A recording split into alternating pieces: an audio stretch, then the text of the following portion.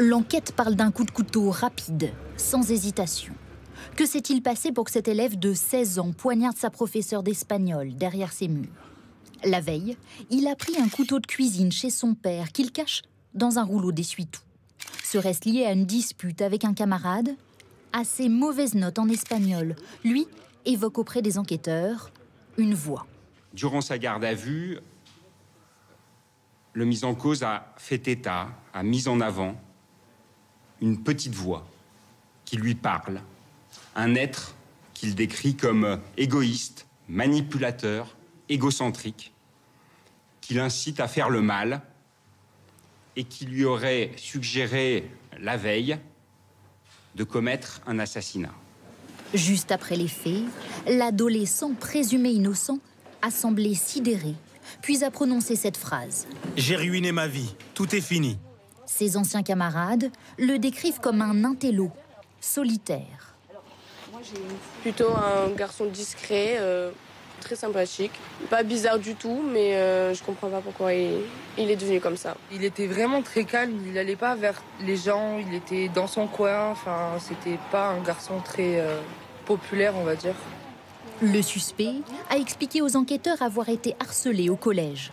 En octobre dernier, il tente même de mettre fin à ses jours. Depuis, il était suivi par un psychiatre et prenait des antidépresseurs. Le chef d'établissement était-il au courant? Rien n'oblige les parents à en informer l'éducation nationale. Un état qui échappe aussi à cet ami qui l'a croisé lundi dernier. Il semblait joyeux et tout, et on se faisait encore quelques petites blagues comme on se les fait tous les jours. Mais franchement, rien d'alertant.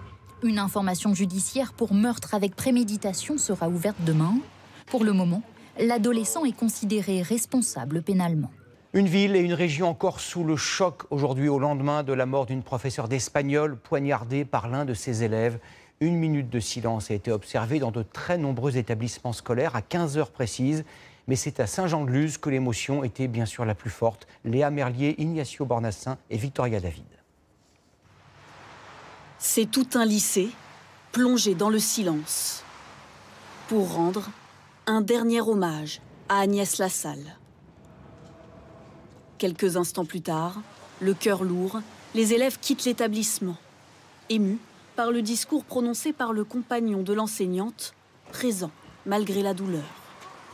C'était pas évident, on voyait tout le monde était assez touché par le moment. Beaucoup de pleurs, c'était fort.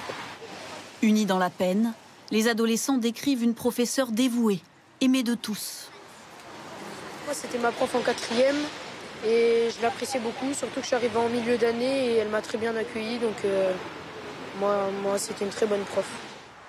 Au lendemain du drame, l'entrée du lycée Saint-Thomas d'Aquin est devenue un lieu de recueillement. Accompagnés par leurs parents, des élèves viennent déposer des bouquets de fleurs et des petits mots.